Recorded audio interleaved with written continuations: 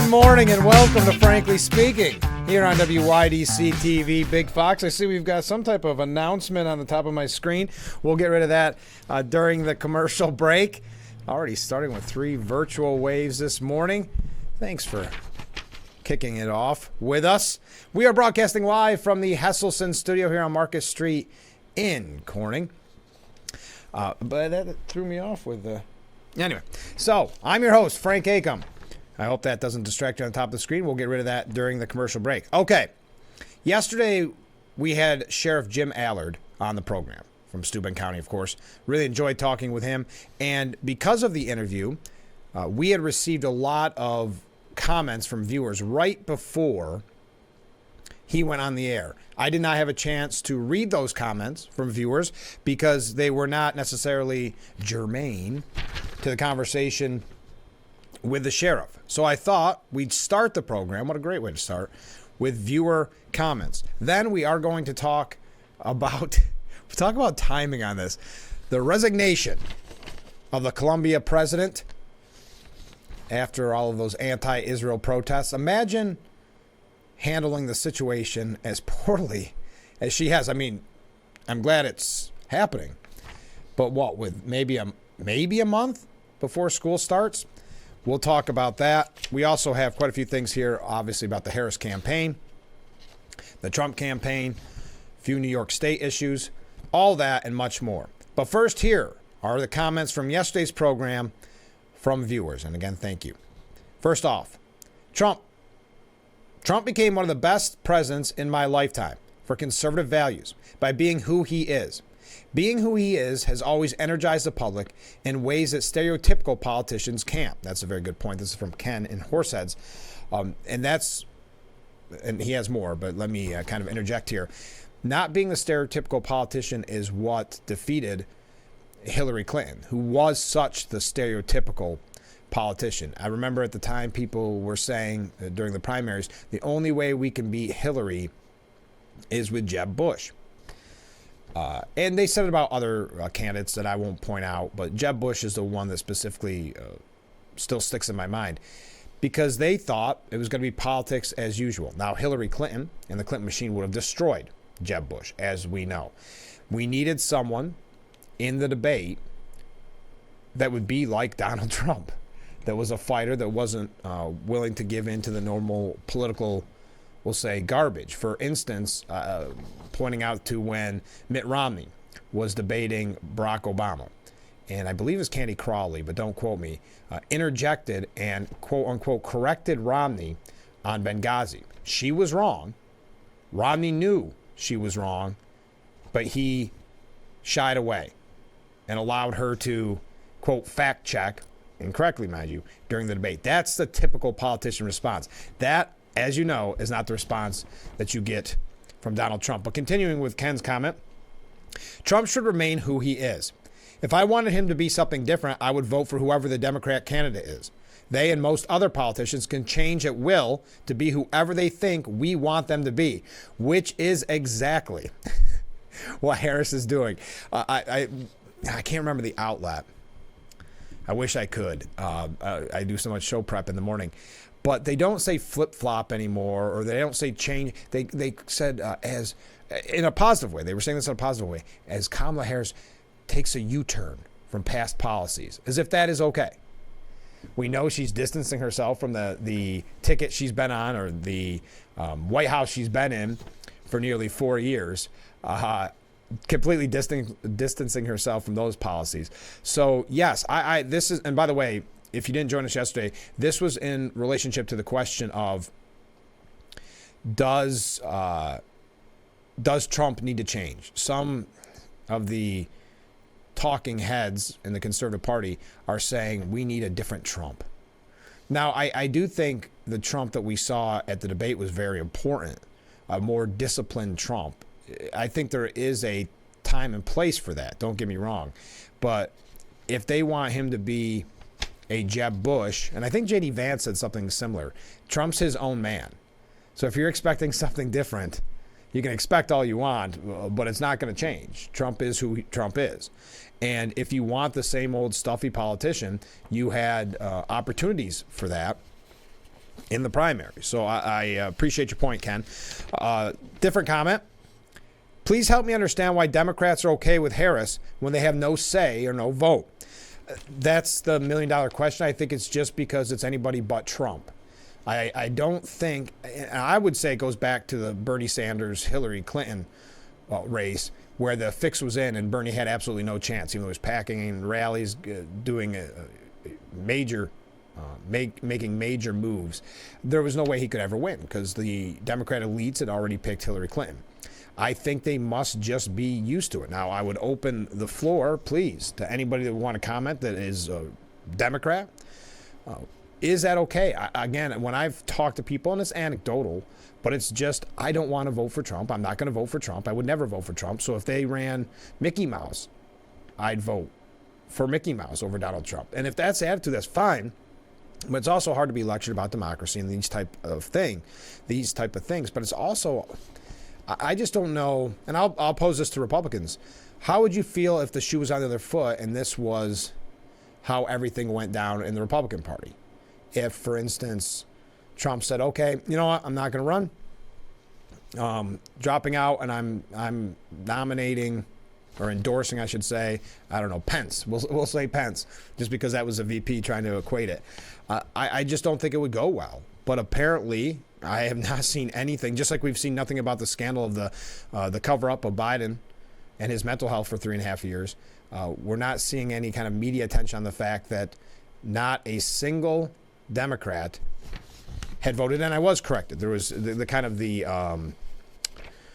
almost like the Nikki Haley scenario, that even though she was on the ballot but had dropped out, people still voted for her, so she received, some vote, 800 some votes or something in a primary. But you understand the crux of the argument that no one, let's even say this year then, 2024, no single Democrat voted for Harris to be the nominee for president of the United States. And yet here she is, and not answering questions to the press. Now, there was minuscule pushback on this. I don't think we'll see too much pushback on the fact she's done no interviews. I think as long as she can run out the clock, the media is fine with that. All right, next comment from a different viewer. I'm thinking and hoping that the media coddling Harris will backfire.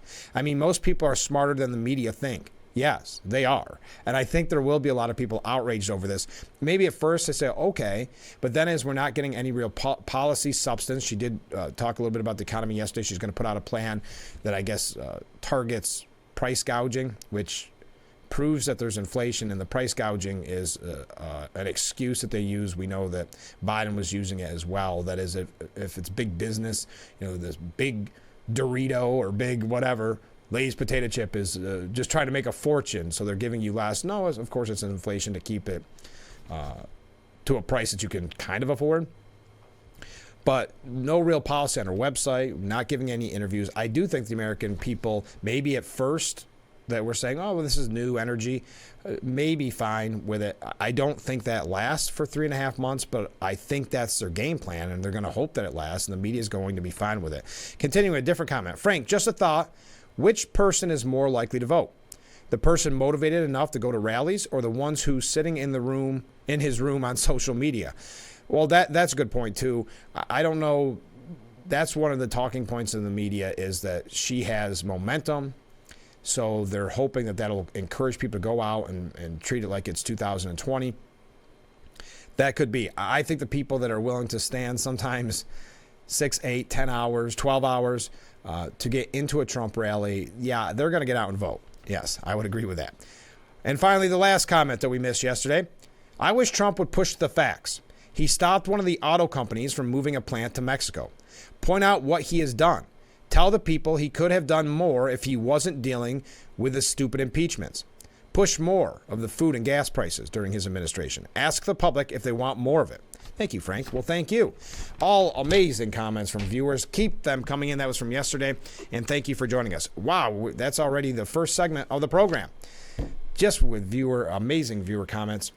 We are going to take a short break so I can get that thing off the top of our screen. And then we'll be back with Frankly Speaking here on WYDC TV. Big Fox, stay with us. Oh, I'm getting caught up. fixing that on the top of the screen and reading viewer comments. I think we are good. Welcome back to Frankly Speaking. I'm your host, Frank Aiken, broadcasting live from the Hesselson studio. So glad that you joined us this morning. A comment from a viewer. It is simple.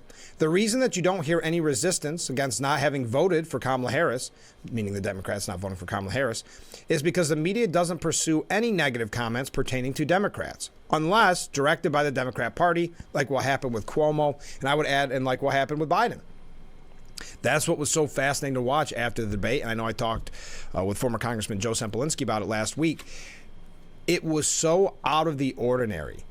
And I hate this term, but so unprecedented to see the media going after Democrats, even for that short week or two, that it was a much-watch TV. You couldn't turn away because that they, for a brief moment in time, could understand what it's like to be a Republican politician because they're not used to any type of pushback. And that's why we know when Kamala Harris says she's going to give an interview, one before the end of the month, it will be a sugar-coated interview. It'll be easy as pie. All right, I want to just mention this quickly. I don't want to harp on it, but I think it's an important update.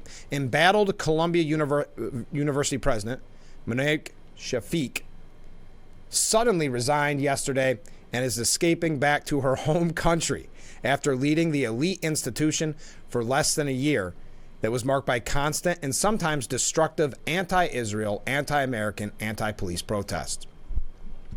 Shafik announced she would be stepping down from the Ivy League in a letter to the student body and blamed the, quote, period of turmoil for her shocking departure. Now, she was in a tough situation because the American people saw the destruction. They saw the anti-Semitic, anti-Israel language, the attacks on the Jewish students, et cetera, et cetera. So they saw all that, and that was one of the reasons she got pushed back. But from the faculty, from the student body, she was receiving criticism and anger because she had the audacity to call the police on this destruction. It was a lose-lose when you try to play into kind of the left mindset. This period has taken a considerable toll on my family, as it has for others in our community.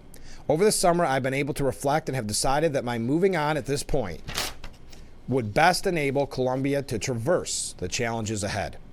I'm making this announcement now so the new leadership can be in place before the new term begins. Talk about waiting to the last minute, though. I wonder when school begins. It's not as if she gave them a lot of wiggle room. In her letter, she said she is leaving the prestigious school to return to the United Kingdom, where she spent most of her career. She is going to be a foreign secretary a gig with its foreign secretary as a chair, tasked with reviewing the government's approach to international development. Yeah, that seems appropriate. I've tried to navigate a path that upholds academic principles and treats everyone with fairness and compassion. It has been distressing for the community, for me as president, and on a personal level, to find myself, colleagues, and students the subjects of threats and abuse. So what is she saying there? Is she saying that she was upset that the anti-Semitic, anti-Israel protesters were receiving criticism? Or is she finally sticking up for the Jewish students on college campuses?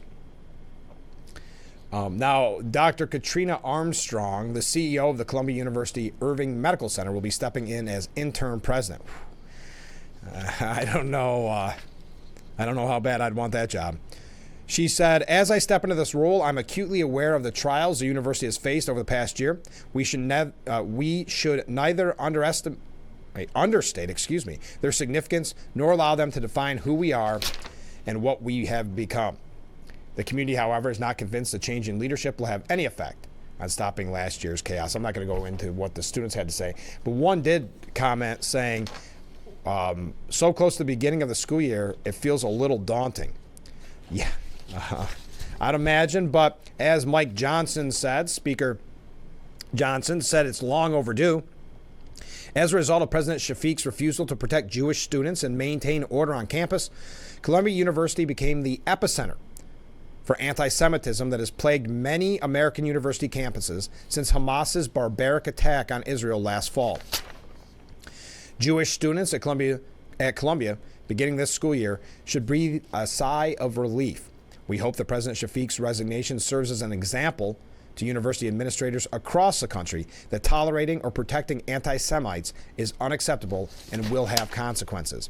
Elise Stefanik, who was celebrated for her grilling of these university presidents, said, 3 down, so many more to go. Adding that her failed presidency was untenable and that it was only a matter of time before her forced resignation. We will continue to demand moral clarity, condemnation of anti-Semitism, protection of Jewish students and faculty, and stronger leadership from American higher education institutions.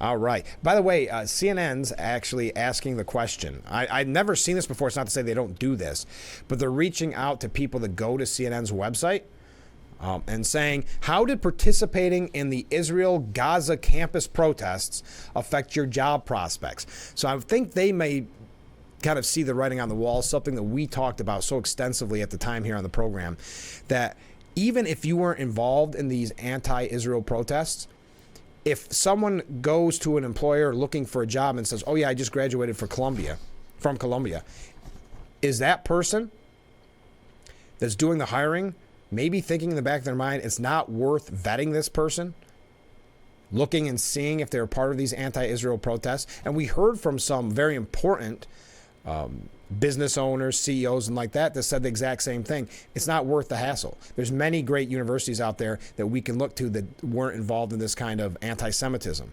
So CNN's asking you if you were involved, how it affected you. Some student protesters faced repercussions, including arrests, sanctions, and deferred diplomas. And several universities canceled classes and graduation ceremonies in response to the widespread demonstrations. Whether your participation in campus protests affected your job prospects or your life was impacted in other ways, we want to hear from you. Have you had a job offer rescinded because of your activism? Were you asked about your activism during the interview process, or have you faced obstacles in other areas of your life because of it? So they're looking at it as probably a way to attack the companies that wouldn't hire someone involved in these protests. But I found that very interesting that CNN's asking that question when we were asking it and really giving the answer months ago, knowing that full well it was going to affect, unfortunately, some that didn't protest, but those that did protest as well. By the way, this is not just on college campuses, as we have mentioned numerous times in the past. Did you see that? What they're calling disorganized, but there was a New York Democrat rally. It was in the city, of course. The rally was to endorse Harris, but there wasn't an official DNC member there, and they even put on the posters announcing this a photo of Harris and Walz, who were not there, never planned on attending. So it went into what the media would call, if it were Republicans, chaos.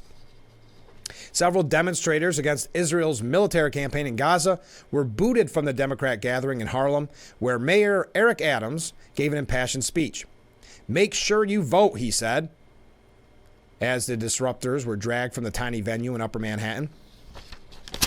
Very weird rally and get-together. Hochul was there at this small event. Everyone that's on this stage right now comes from different political spectrums. We don't always agree on the same thing, but the ability to know when you are in a real fight, this is a real fight. Afterwards, the protesters continued with their destruction. I believe there were arrests. The angry mob of around 50 protesters even stormed into the restaurant, bird in hand, on Broadway as stunned patrons looked on. Oh, are we going back into that, where random eateries are just chosen to have protests? Oh, interesting. Other videos show cops taking rabble-rousers into custody as a crowd circled the police. Whistles and horns sounded off, and smoke bombs were also set off during the brouhaha. At one point, authorities chased after a protester on Broadway during a brief encounter. Listen to what the one poster said, the anti-Israel poster, because again, it was Van Jones, a Democrat, of course, a former Obama advisor, who said the Democrat Party is marbled with this anti-Semitic bigotry. So that's what these protesters, they don't like Harris or Walz because they are not for complete, they're not complete anti-Israel. No votes, this is what the sign said. No votes for Bombala's genocide. Instead of Kamala's, bomb, like dropping a bomb, Bombala's genocide. Wow. So it's interesting to see and to see what this means for the vote in November, and also what it means for the Democratic National Convention coming up next week about these protests, because these anti-Israel protesters, which has become a very large part of the Democrat Party, not happy with Harris. Imagine that the Harris and Walz aren't extreme enough on this position, but that's where they're at. It's one protester said, it's cute to see an event organized with zero DNC representation being headlined by Mayor Adams, who to this day refuses to criticize Trump, pretending to be a supporter of the Democrat Party. The source also noted that Harris and Walz were absent despite being prominently featured on the event's flyer and confusing some who attended the rally. The Veep hopeful spoke in Boston yesterday. Anyway, enough on that. One last thing on an update on this, because I know I'm running late. Then we're going to move along to the presidential race, more of the presidential race.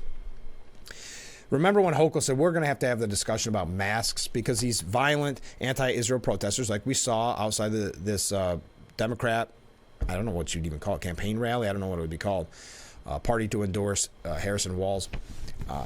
When you saw the destruction on college campuses and in the streets, very often they're wearing masks. The masks could be like bandanas and have a saying on them, a slogan. They weren't for COVID or some type of infectious disease at all. It was to cover up their face because they didn't want to get in trouble. Well, Hochul, of course, has done nothing about it. It was kind of a talking point for a while, but they knew if they kept quiet and said they were doing something, it would go away. Well, at least Nassau County stood up. They have signed the first mask ban in U.S. law, sparking controversy. Is it sparking controversy? Nassau County, New York, implemented a controversial ban on wearing face coverings in public on Wednesday. Now, this wasn't controversial before COVID. And also, there's a caveat in the rule that it's, for health reasons, you're, of course, allowed to. It's a misdemeanor for anyone to wear a facial covering to hide their identity in public. People who defy the law could be sentenced up to a year in jail and a $1,000 fine, although there are some exceptions for health or religious reasons. How do you like that? Oh, there are some exceptions, but still controversial. Opponents of the bill have described it as a dangerous misuse of the law to score political points and target protesters. And we know that these protesters are wearing the mask for a reason, so they can do as much destruction as possible and not receive any type of punishment. But the sad thing is, even if they have their faces clear as day, probably not going to receive any punishment anyway. Keep those comments coming in. We got to take a short break. We're going to move on to the presidential race. I didn't mention this, but there is no Steuben Senior Services Fund interview today. We will have interviews next week. There's been so much, and we haven't had a chance to completely cover some of the issues, so I wanted to take a step back, and I hope that's okay with you. But I need you to do the heavy lifting, so keep those comments coming in. We'll be right back with Frankly Speaking. Stay with us. And we are back, broadcasting live from the Hesselson studio here on Marcus Street in Corning. Thank you so much for joining us this morning. Let's go back to viewer comments. Frank, I applaud the President of Colombia for stepping down and returning to the United Kingdom. This should be what everyone that doesn't like America or American values, that's what they should do. Leave the country and go somewhere else that has values you believe in. Thank you, Ken. That's a very good comment. Another comment from a different viewer regarding the protesters. Shouldn't they be referred to as racist? Yes. To the best of my knowledge, they are just a bunch of hooligans with no direction or thought about what they are doing. Hooligans is a good word. But I do believe there's direction and thought in what they're doing. It's anti-Israel. It's calling for the destruction of Israel. And I believe there's some big money, as we've talked about in the past, and I know New York Post did a good expose on it. There is some big money behind these organizations. So unfortunately, there are some young people that got caught up in this and just wanted to do the cool thing that, yeah, they had no direction or thought in what they were doing.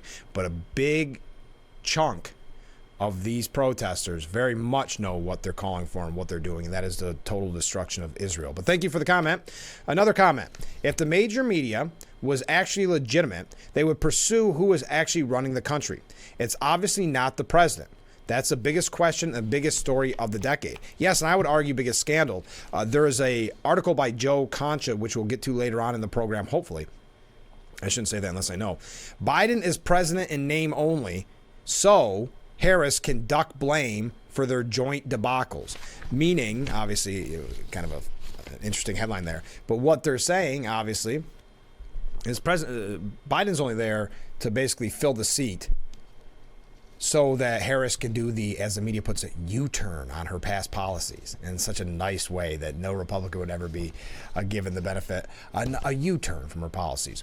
So yes, it is one of the biggest stories and one of the biggest scandals of the decade, the cover-up of Joe Biden's mental acuity. Absolutely. So, oh, wow, look at this. We have so many comments coming in. We'll get to those in the next break because I am already running late. Just as an update from a story I brought to you, I believe, Monday or Tuesday, celebrities could influence the presidential election, according to a new Harvard study. Now, this doesn't come as a surprise. We had that article earlier in the week by Ricky Schlott saying the same thing, that it's sad, it's depressing. I mentioned this to you because it's something that we need to take seriously. While some polling shows that people claim they aren't influenced by celebrity voices when it comes to politics, more rigorous evidence indicates that these voices are incredibly powerful, said the Harvard's Ash Center for Democratic Governance. The potential impact is why nonprofits, candidates, and elected officials are increasingly seeking ways to engage celebrities. It's so funny because they try to suggest, listen, we know where the celebrities go. If you want to keep your job, if you want to continue to be a huge music star or a huge actor or actress, you have to vote or you have to endorse Democrat. As a matter of fact, we saw this in the past with Taylor Swift, where she was receiving criticism for not endorsing anybody at all. So it's not just sit on the sidelines and say, hey, I'm a musician. She ended up endorsing Democrats a long time ago, but this was years ago. But she started receiving pushback because she wasn't loud enough, using her soapbox. Make no mistake, I believe she supported the Biden-Harris ticket back in 2020, so I do believe she will again this time. But they try to say, well, it's both sides. Listen to this, and I'm not knocking who we had at our convention. I thought it was a great convention. But despite often rallying against celebrity culture, the Republican Party officially nominated former reality TV star Donald Trump as its presidential candidate. The party's convention in Milwaukee last month featured rapper Kid Rock, wrestler Hulk Hogan, and country singer Lee Greenwood. All very respectable, very interesting speeches. Or I guess Kid Rock didn't give a speech, but those, I guess by definition, celebrities, sure. But then they go on to mention who's going to be at the convention or who has supported Harris, and it's the big names currently. So this whataboutism, I don't know. Any way to knock Republicans, but something that we have to take seriously, folks. Just something to mention. Speaking to that, Speaking to that viewer's comment, though, about the president and his mental health and not really running the country. Now that he's not running for re-election, if I can show you the media bias for just a moment. Now that he's not running for re-election, the DOJ suddenly located the Biden biographer transcripts created by Robert Hur. What's the chances? How many times have we done this on the program? What's the chances they just happen to find it? During an ongoing lawsuit aimed at forcing the Justice Department to produce records from special counsel Robert Hur's probe into Joe Biden's handling of classified documents before being elected president, the DOJ revealed the discovery of 117 pages of transcribed discussions between the president and his ghostwriter. The find was highlighted Wednesday by the Oversight Project. Well, isn't that nice? Just happened to find the transcripts now that he's no longer an entity, now that he's no longer who the Democrat Party supports. The timing, impeccable. We got to take a break. Stay with us. We'll be right back with Frankly Speaking here on WYDC TV. Big Fox. Welcome back to Frankly Speaking, broadcasting live from the Hesselson studio here on Marcus Street in Corning. Thank you so much for joining us this morning. What did you think? I'm sure you've seen this by now, but RFK Jr., it's kind of getting weirder yet again. He sought a meeting with Kamala Harris to discuss a cabinet job in exchange for an endorsement. Talk about slimy. Now we're seeing the real Kennedy side come out. It's very odd. So, now some media reporters are saying, well, remember he met with Trump too. Was it in the same fashion? This goes to show, and we've been talking about it on the program for quite some time, I truly believe he was obviously more Democrat line than he was Republican. But anyway, independent presidential candidate Robert F. Kennedy Jr. attempted to arrange a meeting with Harris last week in which he would offer to drop out of the race and endorse her in exchange for a spot in her administration, potentially a cabinet-level position. But Harris has not demonstrated any interest in meeting with Kennedy, let alone taking him up on the offer. From the beginning of the campaign, we were saying people should be talking to each other, Kennedy said. That is the only way of unifying the country. So if you notice it, notice what he's saying there. Not denying it, just saying we want to talk. The 70-year-old White House hopeful argued that it would be a strategic mistake for the Harris campaign to not consider his proposal. I think they ought to be looking at every opportunity. I think it's going to be a very close race. So really, a Democrat this whole time, a spokesman for the Kennedy campaign suggested the independent candidate is open to making the same proposal to Trump. Oh, my goodness. Yeah, now we're seeing the real Kennedy come out. Okay. Going back to the issue that we've had so many viewers comment on, which is how are Democrats okay with not having a say in who their nominee is? And again, I believe it all goes back to the fact that as long as it's not Trump, they don't care, right? And they're happy because it brought, quote, new energy into the race. But some are saying it's undemocratic and, you don't have a say in who the nominee is. But going back to that point, remember, that is a talking point that they're going to save democracy. Democrats are now trying to block the Green Party from the presidential ballot in Wisconsin. An employee of the Democratic National Committee filed a complaint Wednesday seeking to remove the Green Party's presidential candidate from the ballot in Wisconsin, arguing that the party is ineligible.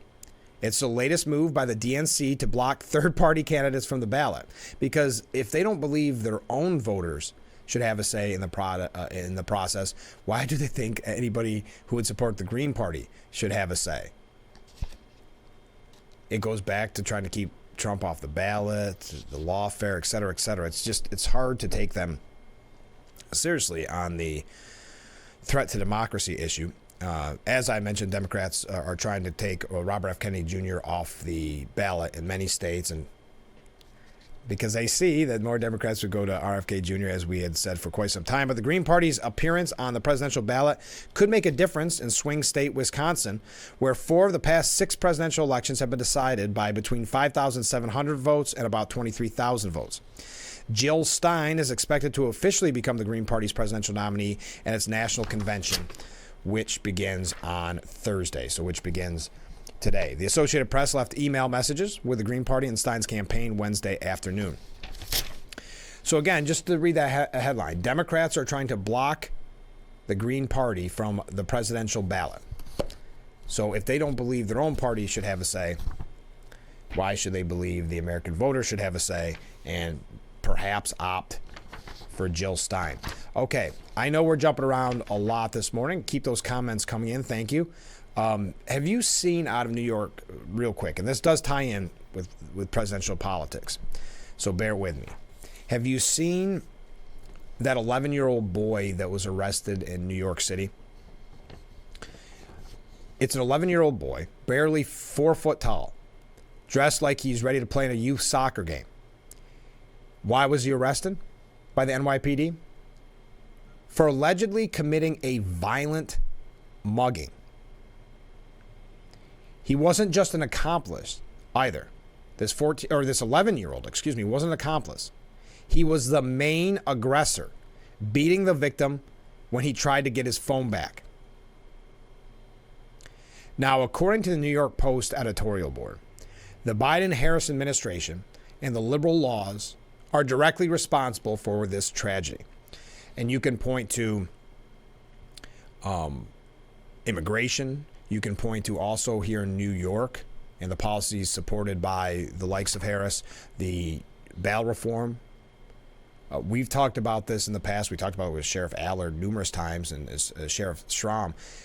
We had the story in New York City where young people, younger than 14 years old, 12 to 14 years old, were going around like Charles Dickens, going around pickpocketing, going into bars and restaurants, and stealing purses, stealing wallets. And when they're called out on it, they would say, call the police. There's nothing they can do because of these new laws. But I'm going to continue. Our open borders have become an invitation to gangs from Venezuela, which are setting up shop in hotel rooms paid for by New York City taxpayers, then dispatching members to shoplift or purse snatch from scooters. The young are carefully taught violence and thievery, and they know there's no repercussions. That's why these gangs, and we've talked about it numerous times, are now sending out the youngest in their gangs because they know that if they're successful, they got a lot of money coming in. If they're not successful, not even a slap on the wrist. No repercussions. They're also taught what fools New Yorkers are. Adults are barely prosecuted for larceny, never serve jail time, and there's no chance of deportation. So what chance is there that a kid will face any sort of consequence? Absolutely none. Child services, overwhelmed, understaffed, and poisoned by an ideology that says children should never be removed from their parents no matter how terrible the environment. Democrats have given absolutely no thought to how millions of migrants will be integrated into society. In fact, they encourage illegal behavior, such as working without permit or visa. So our hotels have become, they mentioned a Charles Dickens type tragedy with bloodthirsty cartels and child criminals. This poor kid is a victim. The person who was beaten and robbed was a victim. We are all victims of a perverse system being encouraged by our leaders who care not one whit about any of this. So 11-year-old boy, barely 4 foot tall, being arrested for being the main aggressor in a violent mugging, thanks to the Biden-Harris immigration policies and liberal laws that protect the criminals, coddle the criminals, and really attack the law-abiding citizen and attack law enforcement. We got to take a short break, tie back that into a recent poll, and then we're going to talk more about, obviously, the campaigns. So stay with us. Just getting started. About 15 minutes left in the first hour. Yeah, exactly 15 minutes. So stay with us. We'll be right back with Frankly Speaking here on WYDC TV, Big Fox. And we are back with Frankly Speaking, broadcasting live from the Hesselson studio here on Marcus Street in Corning. As I mentioned, we do not have a Steuben Senior Services Fund section of our program this morning because I wanted to spend the time with you and play a little catch up. I do have a couple of announcements we're going to get to. I'm going to probably mention a few times because it is very important. You recall earlier in the week we were talking about India Days, which is coming up on Saturday here in Centerway in Corning. There has been a change due to weather. It has now been moved to the morning.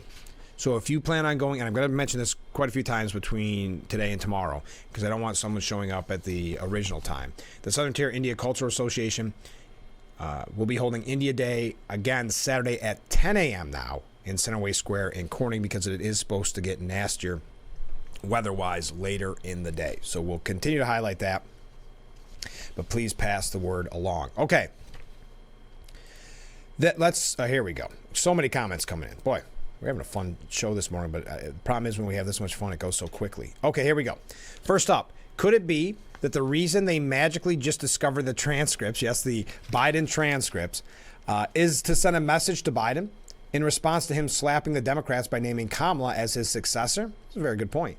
The message could be, do what we tell you to do, or we will and can damage you and your families. Yes, there's already talks about him somewhat snubbing Kamala and the Democrats, or not Kamala, but the Democrats in general at the DNC. Yes, he's going to give a speech, but maybe avoiding certain people on certain days when they're going to speak. So yes, that is a good point. This is still maybe hey, remember, don't get too wild.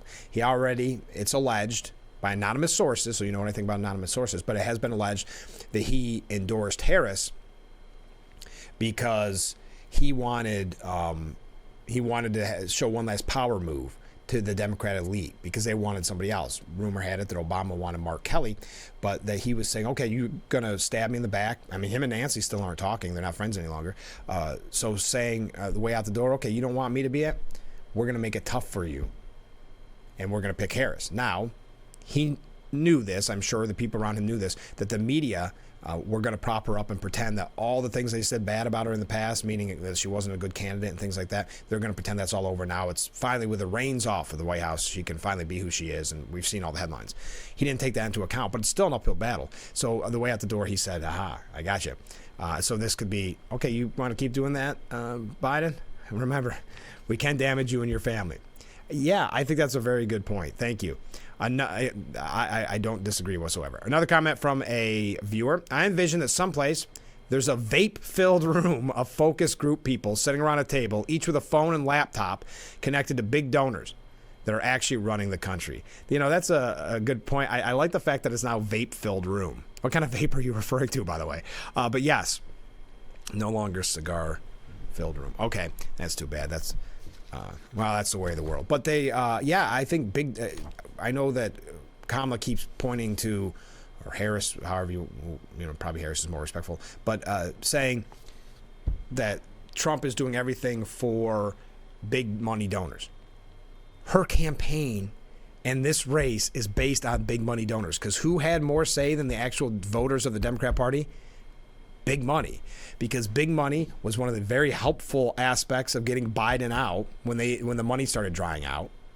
So then when Harris gets the nod, they dump a ton of money into her campaign so they can show the momentum and look how much power she has and look how excited people are behind her. So there's never been a presidential race where big money donors have had more say in perhaps the history of this country. So for her to point to Trump making policies for big donors, pretty disingenuous.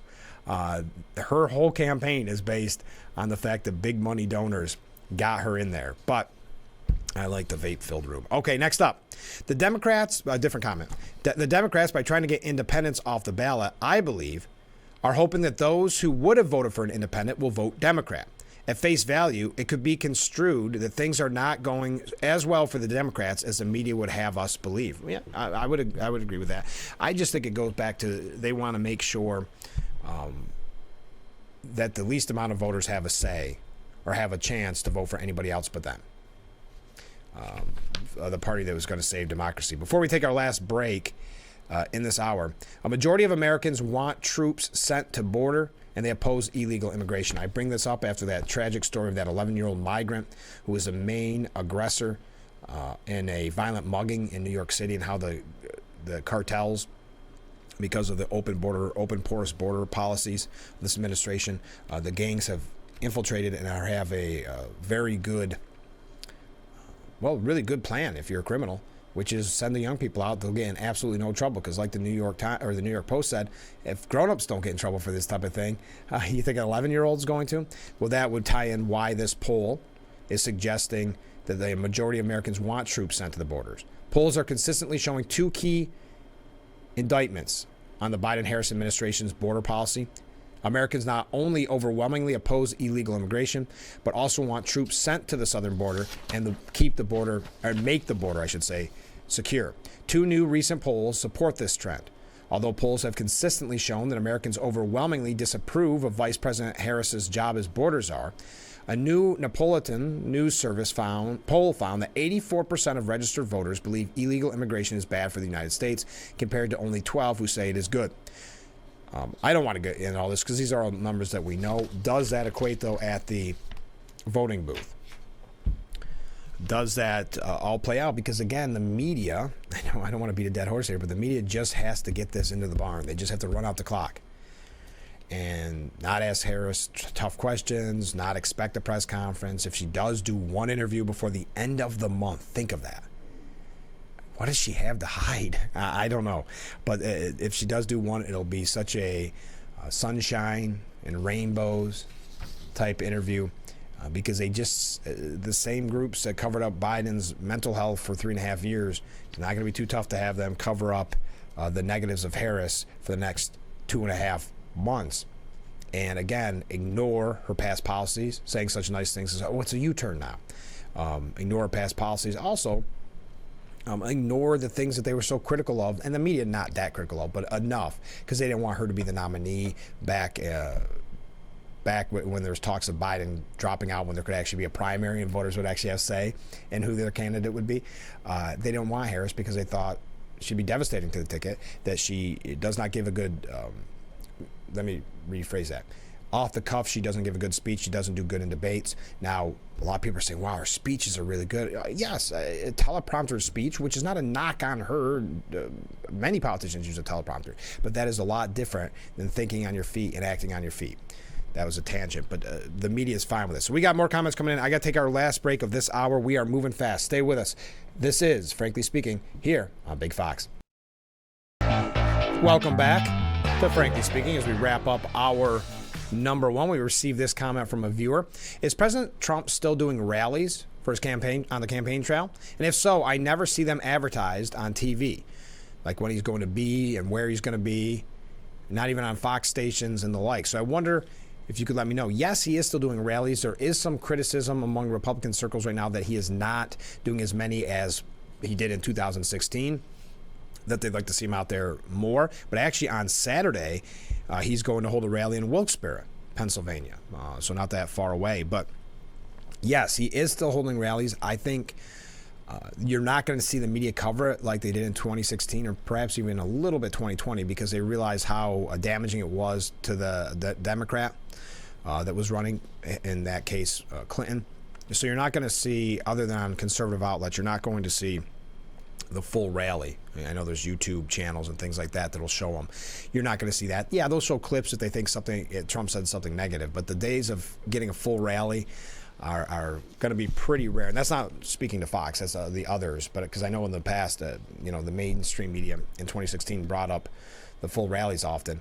Yeah, you're not going to see that anymore. As for the advertising of it, I know I'm thrown off by that. You really have to check Trump's website, because every once in a while I'll just find out either later or midstream, so to speak, that he was giving a rally, and I'll end up trying to watch some of it. So I would recommend going to his website for events, or just, I guess, keep an eye on some of your trusted outlets, like right here at Fox. Okay. Oh, another wave. Thank you. That's it for this hour. 1 hour left together. Don't go anywhere. Keep those comments coming in. Keep those waves coming in. We're having a blast this morning on your August 15th. It is 6:58. Hour number one in the books. Hour number two, mere moments away. Stay with us.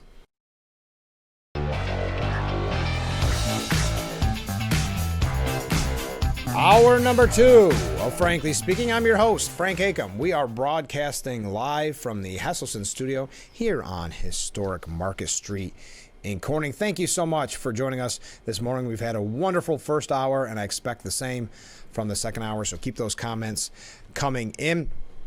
A couple of quick announcements. First off, if you did not hear, I know we talked to representatives from STICA earlier in the week about India Day. Because of inclement weather headed our way, it has been moved till 10 a.m. I just want to highlight that because I don't want anybody showing up in the storm at 4 p.m. or whatever time it was originally scheduled for. So 10 a.m. at Centerway Square in Corning. Also, another announcement that I wanted to highlight. We've heard from quite a few viewers that were curious about their voter registration, that they were having issues confirming whether they were registered to vote. Well, Steuben County sent this to me, but it is applicable to Chemung and anywhere else in New York State. You can look up your voter registration. Here it is on your screen. That is the website. And I also highlighted there that the deadline for voter registration, absentee or early voting by mail applications for the November 8th general election is October the 26th. So October the 26th. So if you are not registered to vote, you still have time. I would say plenty of time, but don't wait. Get it done today. But if you know that you signed up and you're pretty sure that it should have been confirmed, well, there is the website. I'm going to keep that up on the screen for just a moment so you have a chance to write it down. Just because I had so many viewers as of late, like really recently, say that maybe they had changed because they moved or whatever the case may be, and they're not sure if it has all been confirmed. So you can look it up there and see where you are registered, your house and area and all that. Okay. Did I do that long enough? I think we did. If you missed it, let me know. Text me, and I will send you that website. So 24 full days, entering our 25th. Kamala Harris has not held a press conference since emerging as a presumptive Democrat nominee. So full 24 days as of Wednesday without holding a formal press conference as we enter day 25. But yet not the criticism. I got to be fair here. There's been a little pushback. And when I say little, let's go back in time, shall we?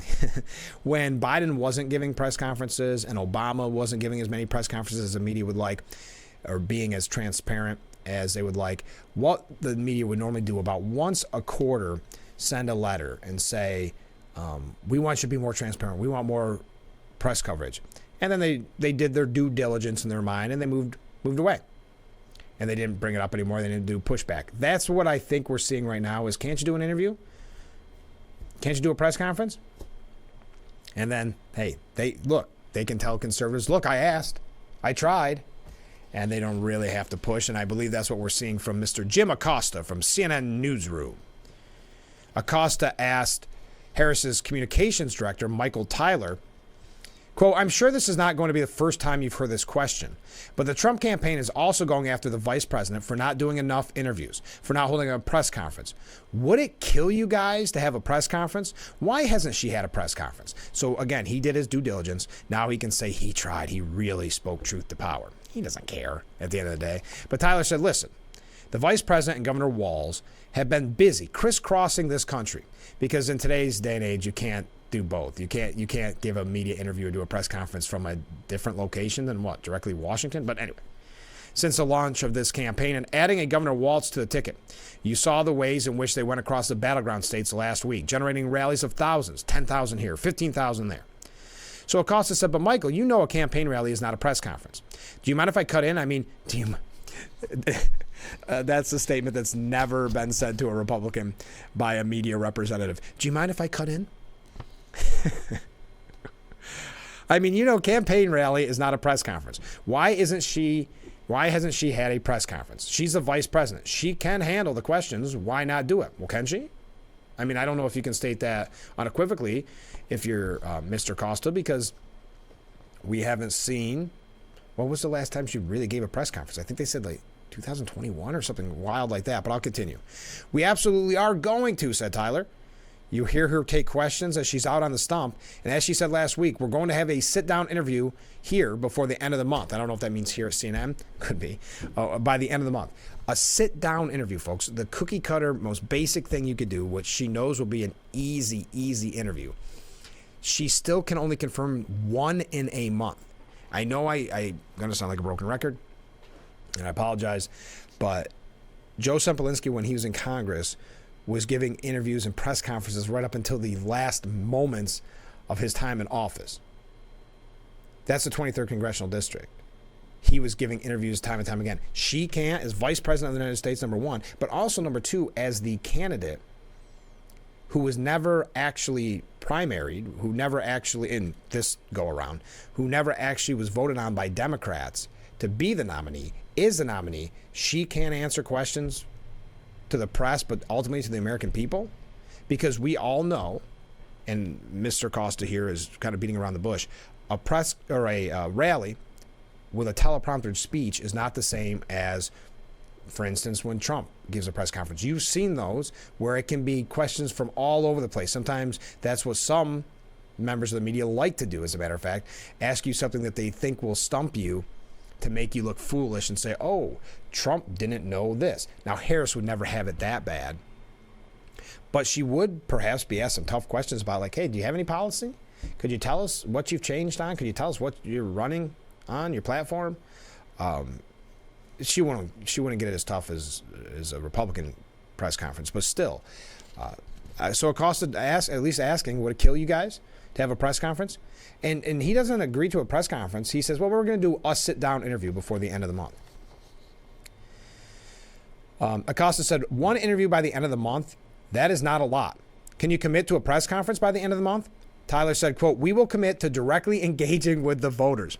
They're actually going to decide this election, and that is going to be complete with rallies, with sit-down interviews, with press conferences, with all the digital assets at our disposal. We are running a campaign that is built to communicate with the voters. A campaign that is built to communicate by the vote to the voters by not giving press conferences, by not being interviewed, etc. Explain that to me. That is typical politico or politician speech. So again, it's totally fine. It seems to be totally fine with Democrat voters. It seems totally fine with the media. But I think it goes to the point, what are you scared of? Because I think the American people, who have for the last 3.5 years been told, the president is okay mentally, the media covering up for him, wouldn't it have been nice to maybe have more interviews? I mean, maybe even that interview at the Super Bowl, which would have been a sweetheart interview that he didn't do. I mean, shouldn't we demand, after that scandal in the White House, shouldn't the American people demand, or the press demand, more specifically, transparency? When there was such a lack of transparency for the last 4 years about the president of the United States' mental health, shouldn't there be some type of transparency from the woman who is running for president of the United States on the Democratic ticket who did not receive a vote for that exact position? So maybe we have some questions other than the rallies and the telepromptered scripts that she reads from. Sports media personality Stephen A. Smith was on his program, on his podcast, and he said, we had 1 week, 2 weeks, 3 weeks, and 1 day since Joe Biden stepped aside.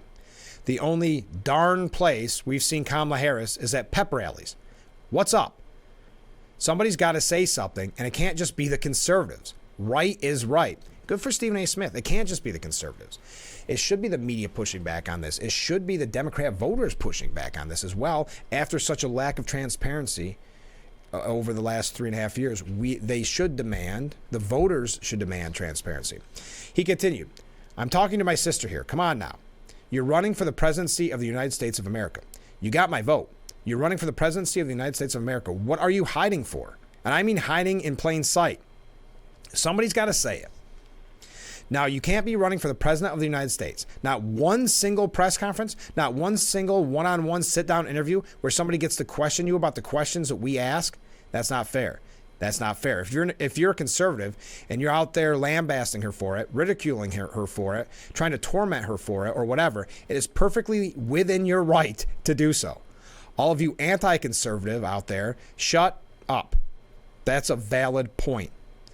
It isn't valid to bring up her blackness or Indian heritage and to try to point the finger at that nature. That's nonsense. But to ask her about her record because she's attached to the Biden record is definitely appropriate, especially when you were bragging about that record. Yes. And also, again, and he's right, it is a very fair criticism. So the anti-conservatives or the anti-Trump people can mock it all they want, but they know, like he said, right is right. And this would never stand for a Republican nominee, even a Republican nominee that got the vote of their party. So I thought there are two out of numerous outlets that have said nothing, and that's a podcast from Stephen A. Smith, and it cost, I think, doing it more to cover his base so he can say that he did it. But that is not what I would consider a huge pushback, but it is maybe hopefully the beginning of a groundswell, though I won't hold my breath as we enter day 25 without a press conference from the Democratic presidential nominee. Let's take the first break of the second hour. And when we return, a couple comments.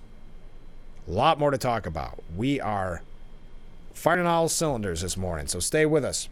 This is Frankly Speaking here on WYDC TV, Big Fox.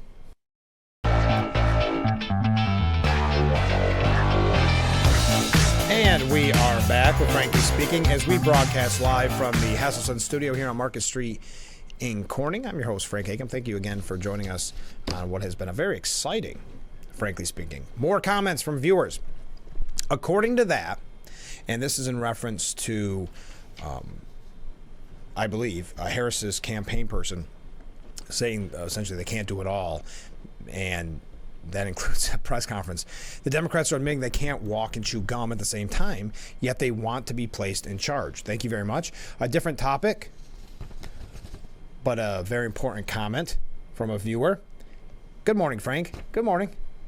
Off topic, though, I've heard of dredging and creek abatements, but I've not heard of anything about bringing in the Army Corps of Engineers and building dikes along the flood-prone creeks, especially in Woodhull and Jasper. That's a very good point. I know there was some criticism by some of the elected officials of some of the reasons why, like entities like the DEC and others, saying, well, these, and this is not specific to Woodhull and Jasper, just in general, where this can't be done. Let's say we'll use your example, a dike, building a dike. This can't be done because there is a rare,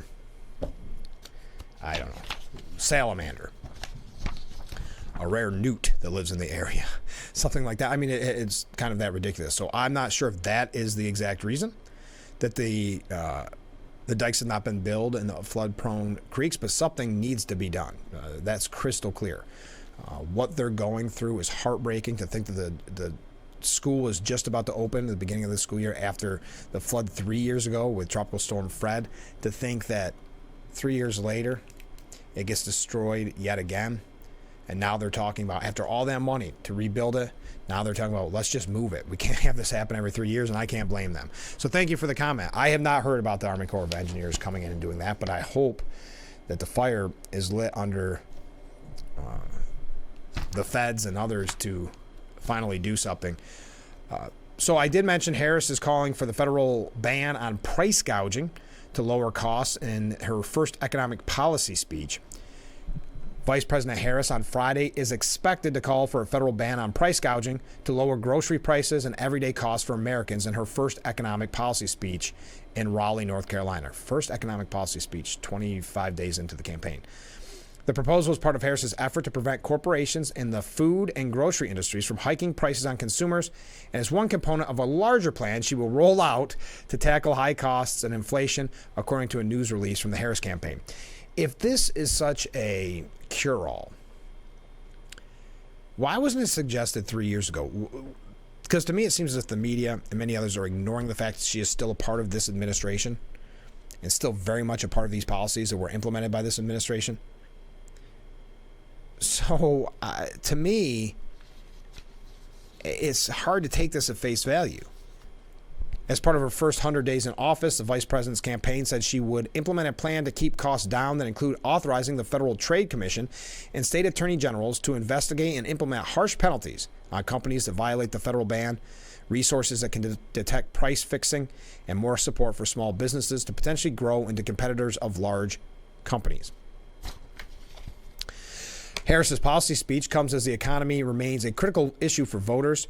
An NPR PBS News Marist poll released last week found that Americans trust President Trump over Harris to handle the economy, but opinions were closely split, with 51% saying Trump would be better, while 48% said Harris. Let's just put that in perspective. And again, it's PBS and NPR, so there's not enough salt in the world that you can take that with. Think of what, I don't know, your bank account, however you want to judge it, your grocery bills, what they look like under Trump. And I'll put aside the pandemic. That's once in a lifetime, hopefully, fluke at the very end. But think of those essentially 4 years. And think of the last 4 years. Now, to think that Harris is that close to Trump would make you think that they have done a good job in her campaign and the media has done a good job of trying to distance her from Biden. And that's probably the ultimate goal, to get in 2.5 months, wind down the clock, and at the same time do the quote-unquote U-turns, as one outlet put it. Not painting that in a negative way, by the way. So, again, you would have to ignore what has happened for the last 4 years to believe that she would be better at handling the economy over Trump. But as Josh Christensen from the New York Post put it, Kamala Harris is trying to distance herself from Biden in yet another policy flip-flop. Vice President Harris is furiously trying to distance herself from Biden's record while also disavowing the far-left policies she heartedly embraced just a few years ago. The result is a campaign run entirely on style over substance since Harris took the mantle from Biden just last month, folks. It's been a wild ride, huh? And Democratic campaign operatives warn that she risks voters catching on and realizes she's selling only cynical political opportunism, Quote, it's a marketing strategy that is TV-esque, said one senior Democratic aide. With such a short timeline now, policy matters less than personality. So that's why they are pushing, 2.5 months. That's why they're pushing, boy, she's the best. Look at the Time magazine cover. They need to push those optics because they know they only have to do it for 2.5 months. So it's personality over substance. And again, if she can distance herself from Biden and what she pushed through in the last 3.5 years, like wasn't she the deciding vote on the Inflation Act that caused the inflation she's now putting a policy out to try to fix? Hey, caused the problem, vow to fix it. And the media is allowing it the whole time. She's going to almost exclusively look at a voter like a consumer and sell, the aide quipped. Do I think that's a long-term strategy? No, the aide admitted. But I think the plan is win and figure it out. That sounds about right. Win and figure it out. Another Democratic campaign operative told the Post that Harris was wisely trying to break with Biden's economic policies due to his horrible polling numbers, and is prepared to jettison any of their administration's talking points that don't have strong public support. So this is going to be a campaign very much run on polls, very much decided on any which way the wind blows. Harris is also seemingly rejecting a host of her own progressive pet projects she touted in her failed 2020 presidential bid, including support for Medicare for all, banning fracking, and legalizing illegal immigration. Critics attacked Harris from both sides of the party 4 years ago, with the Biden campaign mocking her Medicare flip-flop, and in particular as a, quote, have it every which way plan. And aides for Democrat Socialist Senator Bernie Sanders slamming her policy stances as having been cobbled together to address various poll numbers. Yes, and that's what it's going to look like for the next 2.5 months. Any which way the wind blows. As far as Harris distancing from Biden, she was going to do that, the campaign operative said. It wasn't called Harrisflation, the operative added, referencing Bidenflation. Meanwhile, the hits she's taken for being aloof on policy and dodging major media interviews for almost a month after Biden's departure has been strategic on her part, the senior aide said, giving her a chance to get her story straight later. That comes as no surprise. And also, she wants to be, don't think for a moment, she's not practicing very much to get out of the habit of the word salads when she does her interviews. It's no different than Governor Hochul's about face on congestion pricing, said Representative Mike Lawler. She's a fraud. Nobody believes that the economy is in a better position than it was under Donald Trump, he added. And that's why they're peddling the talking points of she brings joy to the race and fun to the race. It was just as fake as the dances she has showed off at campaign events. J.D. Vance said everything about her campaign is fake. She is also reportedly crafting a new image around her relatively humble California roots. Trying to go the Biden route. Okay. The daughter of a working single mom to curry the favor with voters, saying the Harris agenda is about an effort to win the future. Now, a slight plurality of voters trust Harris on economic issues over Trump. Wow. A Financial Times survey found earlier this week. All right. White House Press Secretary Karine Jean-Pierre confirmed during the daily press briefing that the record was both of theirs. I'm not going to get into polling. What I will tell you is Bidenomics has been something that both the president and the vice president has worked on. Oh, no. I think Biden's being scrappy here on his way out the door. I think he is trying. Yeah, this is all a fun mind game. But you heard me say yesterday that there's a thought out there that the only person that wants Trump to win more than Trump may be Biden, because it would secure his legacy and give him that opportunity of, see, I told you so. And that's a little bit of the thought of why he nominated Harris when the Democratic elites didn't want that, to try to make it tougher on them, saying, see, I still have the power. So if she were to lose, he could come out and say, I told you, I was the only one that had the power to beat Trump, and you wouldn't listen. So maybe now he's saying, hey, make sure you really tie Harris in with my policies. That's, again, Karine Jean-Pierre. I'm not going to get into polling. What I will tell you is Bidenomics, even using that term, Bidenomics has been something both the president and the vice president has worked on. The Democrat operative who spoke with the Post said that some of the economic messaging points may be easier to defend, but the Biden immigration record will stick with her. It's easier to defend Biden's record on the economy. You can point to jobs. You can point to the stock market, lowering the cost of drugs. Immigration is much more difficult. And another stumbling block is the fact that she was the border czar. Anyway, that was just a quick review because I am running late. Stay with us. We've got more on this and getting your opinion on it as we move along. We'll be right back with Frankly Speaking here on WYDC TV. Big Fox. Stay with us. And we are back broadcasting live from the Hesselson studio on historic Market Street in Corning in the Gafford District, the same Gafford District that will be holding India Day that has now been moved till 10 a.m. in the morning. It was later in the evening, but because of weather, they've moved it to 10 a.m. in the morning. Don't forget that, because I know we heard from a lot of viewers that seemed very interested in attending on Saturday. Okay.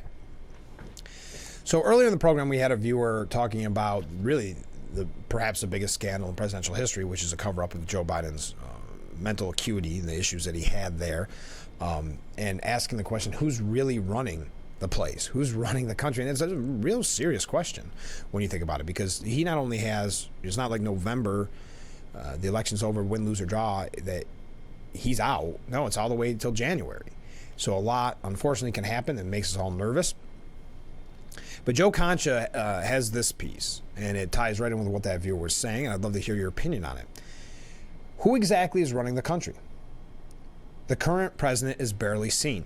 Last week, Biden took a 5-day weekend at his Delaware beach house, again, while Iran threatened to attack Israel, just days after the Dow fell more than 1,000 points in the wake of a lousy jobs report, which, by the way, I think that would be a bigger issue in different circumstances. If they weren't still riding out the Harris momentum, they didn't want to mention the 1,000-point loss. But anyway. On Wednesday, his entire public schedule consisted of a 15-minute drop-by at a White House economic conference and a 4 p.m. meeting to receive his daily intelligence briefing. Yes, 4 p.m. We have a deteriorating president who is in the political version of the Witness Protection Program. He should have resigned from office weeks ago, the minute he announced he wasn't running again. Because, answer this, how can this man be president for the next 5 months when he's tactically admitted he can't be president for the subsequent 4 years? In August, thus far, Biden has held exactly one public event outside of the White House, when he flew to New Orleans on Tuesday to a cancer center to talk about his Moonshot initiative. Otherwise, for the first half of this month, he spent 8 days lounging on the beach. Meanwhile, Harris, for the last 3 weeks, has stuck to performing the same stump speech as swing state campaign rallies while avoiding any questions of substance. All Americans, regardless of political ideology, deserve so much better than this. And that's why I also point that we're dealing with this from the President of the United States is another reason why we should be demanding transparency from Harris if she thinks she can be the President of the United States of America. Because fool me once, shame on you. She should be... we should, as voters, be demanding, and the media should be as well, transparency because of what we are now going through with the President of the United States. But there's a very good reason why Biden hasn't resigned, says Concha, because unnamed powers in the Democrat Party don't want Harris to be put in a position of responsibility for this administration's disastrous record on the economy, inflation, wages, crime, and the border. And a world, by the way, that is seemingly on fire. If we were talking about President Harris, she would have no choice but to own this train wreck and defend it, having played a big role in creating it as Biden's partner. Quote, as you have seen them in the past 3.5 years, they've been partners, critical partners, said Jean-Pierre, press secretary, Karine Jean-Pierre. It doesn't matter if it's domestic issues, also foreign policy issues, she insisted. And that has been the case from day one and continues to be the case. Now, President Harris couldn't get away with doing nothing but speeches in places like Michigan and Wisconsin. President Harris would have to actually govern and make decisions and be held accountable through those foreign concepts known as press conferences and interviews. It's also noteworthy that Biden hasn't campaigned with Harris in any capacity. There's good reason for that. His own vice president is running away from him, not only from his personality, or not only from him personally, but from his toxic policies. And why wouldn't she distance herself from debacles like, say, Bidenomics as much as possible? Especially when our corrupt media isn't doing their basic homework to compare the rhetoric of Vice President Harris and candidate Harris. Vice President Harris, on August 2023, said, "We are very proud of Bidenomics." Candidate Harris on August 2024 said our plans will lower costs and save many middle-class families thousands of dollars a year. Get it? The candidate who has been in power for 3.5 years and who has repeatedly praised the performance of the horrible economy during that time now has a plan to lower costs, but only if she becomes president. You can't make it up. But the media is not showing the voters the truth. All across almost every issue, mostly through unnamed campaign aides, Kamala is running away from her own past policy positions and rhetoric, because these positions are profoundly unpopular with any common sense voter. Banning fracking and fossil fuels won't sit well in Pennsylvania. Mandating electric cars won't fly in Michigan.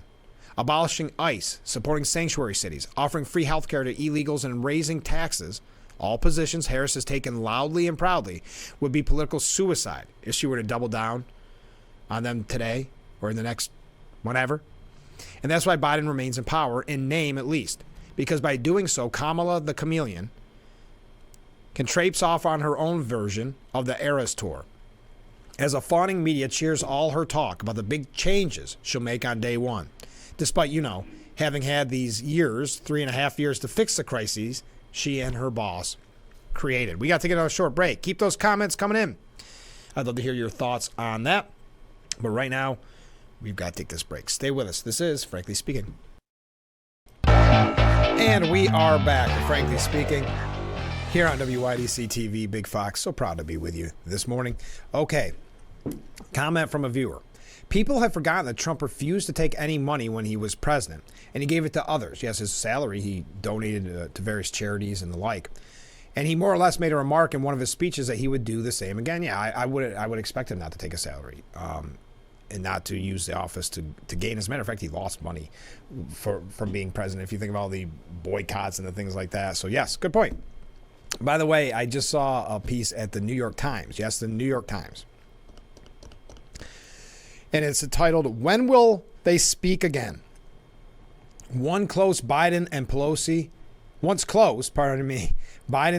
are at odds. And it's a whole piece about their friendship falling apart because, rightfully so, Biden is upset that Pelosi stabbed him in the back, even though he's loyal to the party for 50 plus years, to oust him, that she turned on him and pressured him to step aside. And so they've been close for 50 years, and now no longer.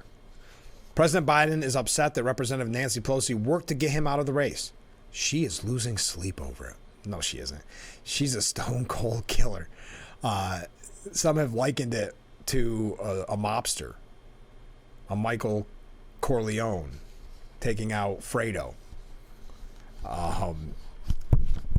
It says in the piece, it is not clear when they will speak again. A painful reality that Miss Pelosi admits keeps her up at night. Quote, "I hope so.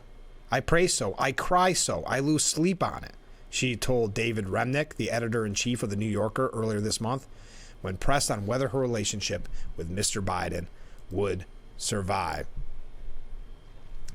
Well, we got other comments coming in. I'll get to it a little bit. Okay, because it's too tough to read them live on the air. But yeah, the Pelosi and Biden relationship. That's a tough one. Hey, I was surprised by this from CNN, and I try to give you all sides here. The headline this morning threw me off because there hasn't been any kind of criticism of Harris. It's been very much a pro-Harris campaign website every morning when I check it out. But I will mention this as more of being shocked and surprised, but kind of impressed. Tim Walz's 2006 campaign falsely described details about his arrest for DWI back in 1995. We mentioned the DWI arrest. When Democrat vice presidential nominee Tim Walz first ran for Congress in 2006, his campaign repeatedly made false statements about the details of his 1995 arrest for drunk and reckless driving. According to court and police records connected to the incident, Walz admitted in court that he had been drinking when he was pulled over for driving 96 miles per hour in a 55 mile per hour zone in Nebraska. Walz was then transported by a state trooper to a local hospital for a blood test, showing he had a blood alcohol level of 0.128, well above the state's legal limit of 0.1 at the time. But in 2006, his campaign repeatedly told the press that he had not been drinking that night, claiming that his failed field sobriety test was due to a misunderstanding related to hearing loss from his time in the National Guard. Oh, using the National Guard again. Interesting. The campaign also claimed that Walz was allowed to drive himself to jail that night. None of that was true. This seems to be what's the word I want to use? A common trend. Some of the things that have been said, that he has said himself about his National Guard record. I think about that too with the National Guard record. People are questioning whether or not you should question him at all about what he says, about his time that he served. But I think those same people were pretty cool with Dan Rathers and the false documents to allege that George W. Bush had never served an actual day in the Air Force or in the National Guard or whatever it was. They were fine at the time with that. So it's different. It's interesting how there's a different take on questioning of not questioning of military service, but questioning what the person said. Now, of course, Dan Rathers ultimately lost his job over that, if you recall. But it's just interesting, those same people that were pretty cool with that article originally said, well, even though the documents weren't right that Rathers presented, it's still probably true. Do you remember that argument? And I think that's what he said as well. Anyway, so there was controversy about his military service. Yes, the Texas Air National Guard. I was looking for the official title. But anyway, sorry. But there's some questions there. We know that J.D. Vance has been bringing it up about Walz and, using, not using, what's the word I want to say? When he said that he carried these guns in war, of course, he was never in war, but to push that to further his political agenda. That's not what I'm talking about here, though. I want to move on. A CNN review of statements made by the Walz campaign at the time revealed numerous discrepancies between how the campaign described the event and the facts of what actually took place that night. Quote, the DUI charge was dropped for a reason. It wasn't true, Wells, then campaign communication director, said in 2006. The trooper had him drive to the station and then leave on his own after being at the station. Tim feels bad about speeding and has paid the ticket and apologized to his family at the time it happened. In fact, the incident's police reports clearly state that Walz was transported by police to a local hospital for blood alcohol testing after being arrested. And this week, Nebraska State Police confirmed to CNN that Walz was taken by a state trooper to jail. Under NSP procedure, a person suspected of impaired driving is not allowed to continue driving, Cody Thomas, a spokesman for the state patrol, said.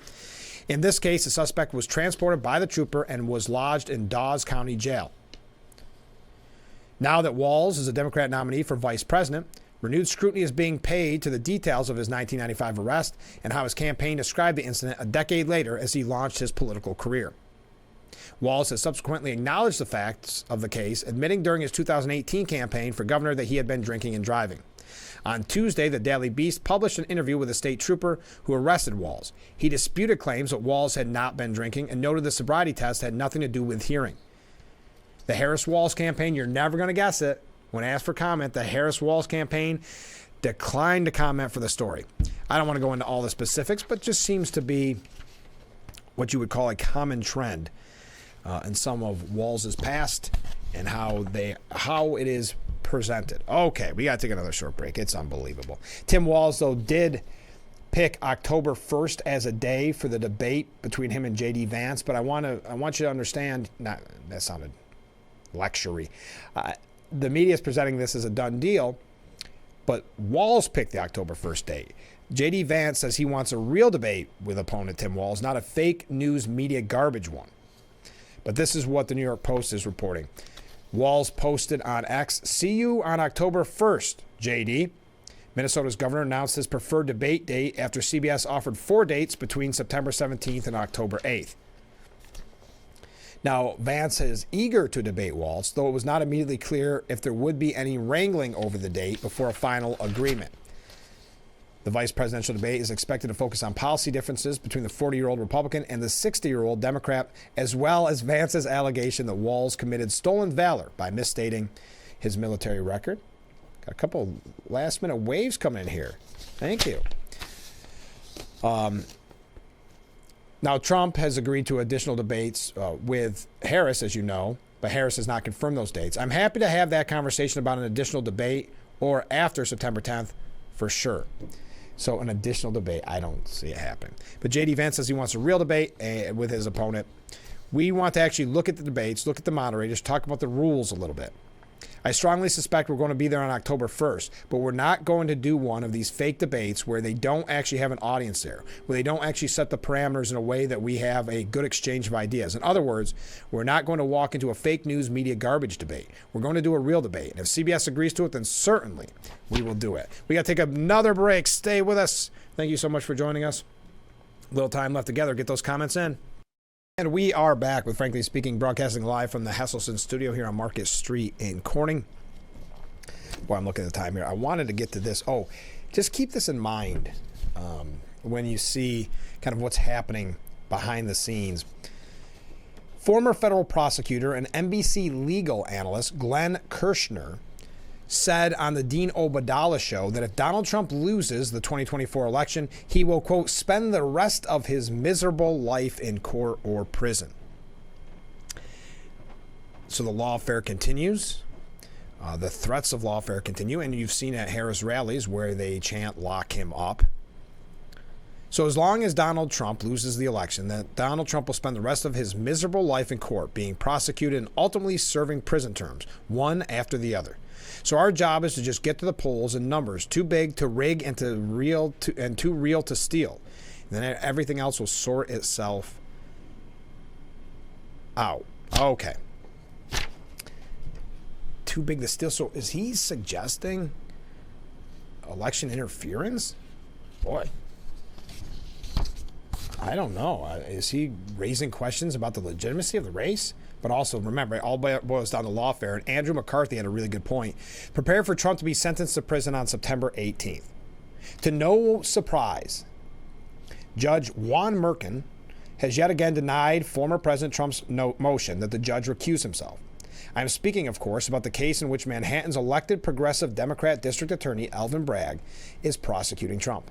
In early June, a jury found the former president and current GOP presidential nominee guilty on 34 counts of business records falsification. You remember that? It seems like so long ago. It's not just that Judge Mercan had previously denied the recusal motion. The judge has signaled that come hell or high water, he intends to sentence Trump on September the 18th. Now, if you're keeping score at home, that would be 2 days after early voting in the 2024 election beginning in Pennsylvania. Make no mistake, that will be, in their mind, the final nail in the coffin. They can push Harris over the finish line by running out the clock, just talking about a momentum, not demanding any questions, any press conferences, and then they'll say, well, Trump's also got this prison time, can't campaign, whatever the case, or maybe it's just house arrest, whatever. They're suggesting prison time here. It's all part of a larger picture of the lawfare being used by the party that talks about a threat to democracy. I don't disagree with what McCarthy's saying. I think that could be what they're thinking can put Harris over the edge.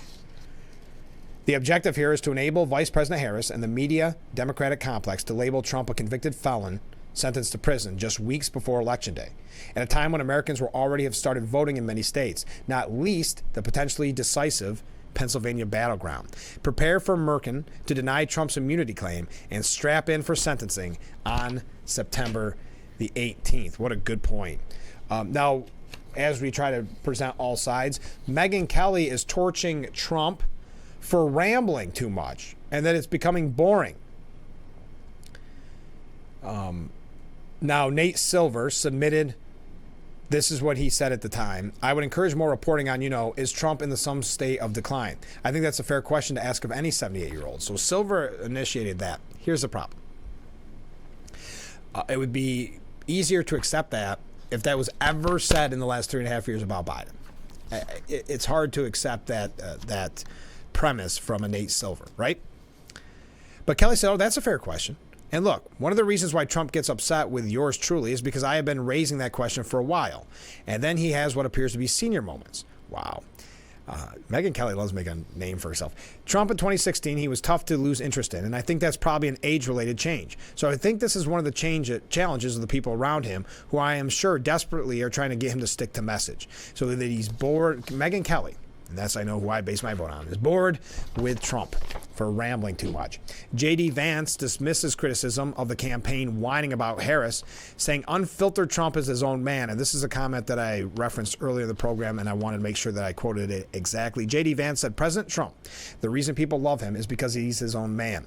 He's unfiltered, and he lets the American people see who he is. All right, let's take a short break. Read your last minute comments. You got to get them in. We will be right back with Frankly Speaking here on WYDC TV. Big Fox, stay with us. And we are back with Frankly Speaking, wrapping up today's edition. Thank you so much for joining us. To the one viewer who sent in a comment, I'm not exactly sure which question means because I think it got jumbled up a little bit. But the no tax on tips was started by Trump. That was his idea. And now the media is somewhat trying to give credit to Harris. We had a piece from Newsweek, I think it was, where the headline was Kamala Harris's tax policy. And so now it's hers, even though Trump said it long before, gained support from a majority of Republicans. And as one commenter said, yeah, because it's Trump's idea. So I hope that answers your question. Another comment from a different viewer. Actually, I think as soon as Donald Trump loses, they're going to walk away from the trials and the court cases. There would be no need for them to beat a dead horse. The only way they keep pursuing Trump is if there was some sort of huge payday that could put him into the Democratic coffers. Thank you very much. We are almost out of time, so I wanted to mention this by Miranda Devine. And she says the one thing people should know about Donald Trump is that he doesn't choke. Not on the golf course and not in life. That much was obvious when he rose to his feet in Butler, Pennsylvania, after almost being assassinated and raised his fist in defiance. Even champion golfers choke, but not Trump. Self-doubt is not part of his DNA, and he's proud of the fact that when the going gets tough, he's at his best. So when the Monday morning quarterbacks freak out over Kamala Harris's honeymoon polls and start leaking stories about Donald is in meltdown, they're probably mistaking his real-time retooling and wargaming for panic. Case in point, at Trump's rally Wednesday, a liberal enclave in the battleground state, Asheville of North Carolina, he was razor focused on the economy, showing an ability to stay on message that some allies had feared he was incapable of doing. And yes, he had that great line that he promises an end to the era of inflation, mayhem, and misery. But I'll continue. It didn't hurt that the latest consumer price index data that day had highlighted the pain felt by everyday Americans every time they buy groceries, though I noticed the media this morning trying to spin it. The cost of everything is up more than 20% since Biden-Harris took office. Real average weekly earnings fell in July. Unemployment is up. Median household income is down. Credit card debt has hit a record high. You know that Democrats will pull every economic lever available to fake their way to an election win. But you can't fool working families who roll their eyes when they hear the word Bidenomics. The proof that Bidenomics is so bad is that Harris is trying to run away from it. Her campaign told Axios that they're hoping to distance her from Biden's unpopularity on the economy. But she's been in power for almost 4 years. Why not implement her great economic plan today, rather than making people suffer for another 5 months? Trump hammered all these points in Asheville.